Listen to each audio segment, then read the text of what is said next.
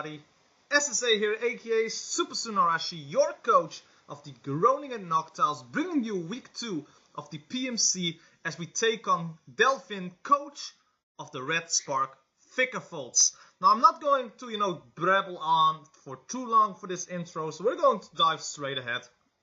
I'm bringing Jirachi, Florges, Infernape, Mega Blastoise, Miss Magius and Behem as my opponent brings the Togekiss, the Ditto, the Landorus, the Skuntank, the Amoonguss and the Electivire. Now if you're hyped for the Groningen Noctowls and you enjoy this video, don't forget to hit that like button down below. But let's dive right into the match.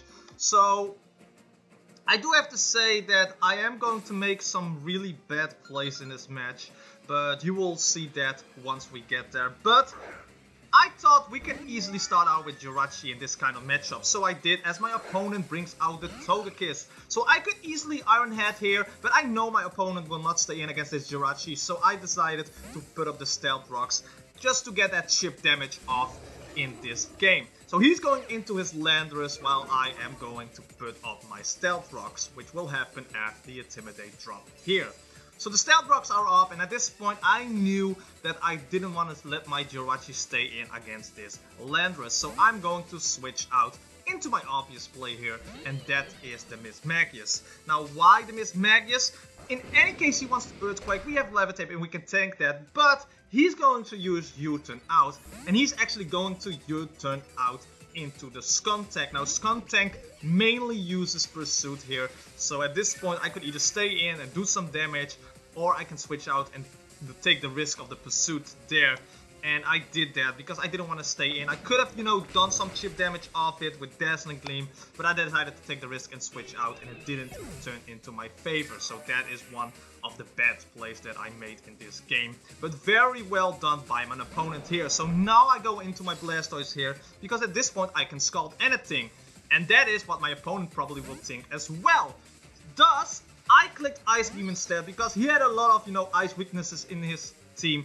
And, every damage done is damage. So I Mega Evolve here and I clicked Ice Beam, and that will hurt the Amoonguss very much. But not only that, the Ice Beam will connect, and you may have already guessed it where I was going for. We did get the freeze off of the Amoonguss. So that is an easy kill. So basically, Miss Magius died very fast, but we got to take care of the Amoonguss in this way. So, we all both started out very unlucky. I got more favor of the Hex there, and while he actually did well with his play. So I've got a little bit lucky there. But then we go into the Landorus. Now, I was like, you know what? I can Ice Beam and Scald either way. It's no worries. He's going to U-turn again. And now Amon comes in, where I had a lot of problems with, and a lot of issues with preparation, because I haven't faced that many Dittos in my competitive run as a draft league coach, not even in Showdown.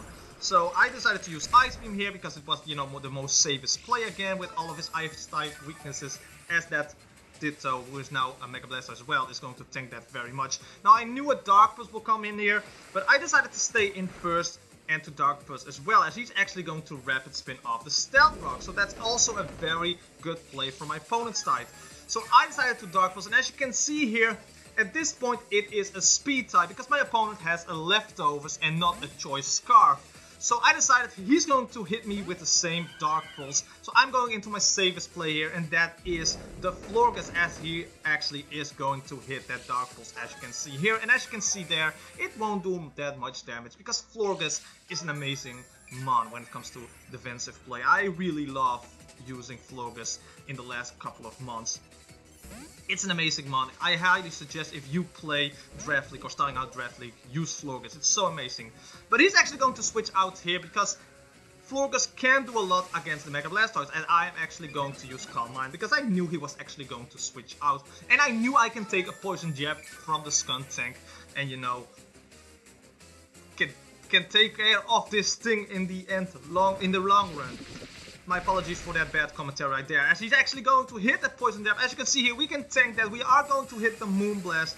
Now, I could have stayed in and let Florges die here and took the damage, or I can make a ballsy move here and go into another mon of mine.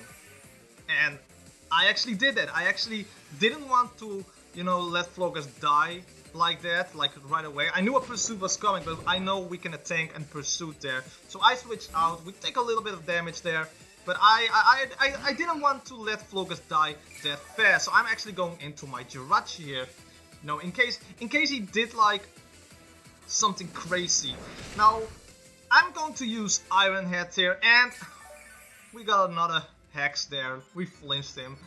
I didn't know if he was running Sucker Punch, as he actually is going to do now. But at that point, I didn't know if he was actually going to use Sucker Punch, because he didn't reveal that yet. So it's sad that we are going to take the Sucker Punch damage with the Aftermath here. So my Jirachi was now at a point so crippled that using Jirachi in the rest of this game was going to be quite hard.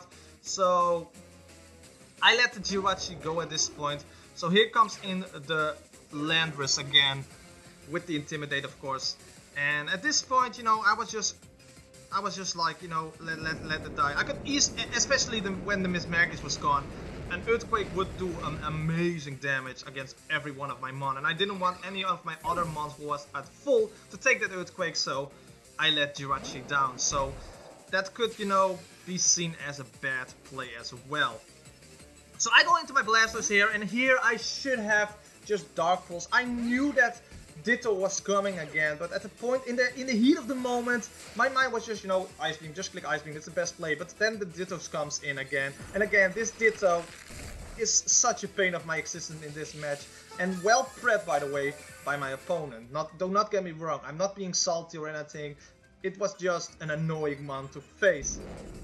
So he's going to use Dark Pulse. Again, it's a speed tie, and he was winning the speed tie over and over again, and that's why I switched out at the beginning of the match, and where I will switch out now, because I didn't want to risk Blastoise dying yet, so I switched out, because I was like, I'm not winning the speed tie over again, this is not my luck. So I switched out to my Beheem. I know Beheem can take a Dark Pulse with the Colder Berry here, but again, after that, Beheem, I really thought he would bring Hydreigon, and I had Signal Beam on my Beheem, and that's why I prepped Beheem for that, but he didn't run Hydreigon. So I had that, Beheem was kind of like a sitting duck here. I feel so bad. I am going to try to use Beheem more, because I really want to use Beheem. As I said before, I'm a coach that likes to innovate and likes to experiment with certain kinds of Pokemon, and Beheem is that kind of Pokemon. Then I go into my Florges. Should have not done that. I should have. This is what I did in the past and what I still do. I let mons go down very easily. I could have easily gone into my Infernape, close combat, and this thing would be gone. This thing would have been gone. Or an Earthquake. At this point, an Earthquake would have killed. But because of this bad play of mine, I go into my Infernape now. I click Earthquake and just look at the HP bar of the Blastoise. That's leftover damage right there. If I would have gone into my Infernape much sooner and Earthquake, it would have been much better for me in the long run. He gets a crit there, but the crits doesn't matter. Scald would have easily killed my Infernape from that point. So I've let my whole team down. I let, you know, myself down in this match. I can now go into my Blastoise and I can Dark Pulse, because look at this point now, right, ladies and gentlemen. I now outspeed the Ditto there. So very bad play from my part. I did well in the beginning, but the end game of my match was so bad, and he can now easily, you know, hit the Wild Charge on my Blastoise and kill off and win the match with 3-0. I could have played this game much better if I just think through of the moves that I wanted to make. The Miss Magnus dying at the beginning, that could happen, you know, that could have easily happened. I could have I could have not switched into anything else because of the Landorus using Thunder, Earthquake. So that's that. But the rest of the match with the whole Ditto situation, I could have done that so much better, and I feel just bad for myself that I could have not done that better. But that way, either said, I truly hope you still enjoy this match. If you do, again, don't forget to hit the like button, comment, share this video with others, slash the subscribe button down below, and hit that bell icon, because then you get notified every time I upload a new video. and that is sincerely appreciated. Next week, week 3, it's going to be so much fun. I can already assure you that. But links to the coaches, including Delphin from the Red Spark Vikavolts, will be in the description below, as well as the YouTube channel of the PMC and all of the other coaches. But with that, we're going to end this video off here. Thank you guys so much for watching, and I will see you guys in the next match of the Groningen Noctowls.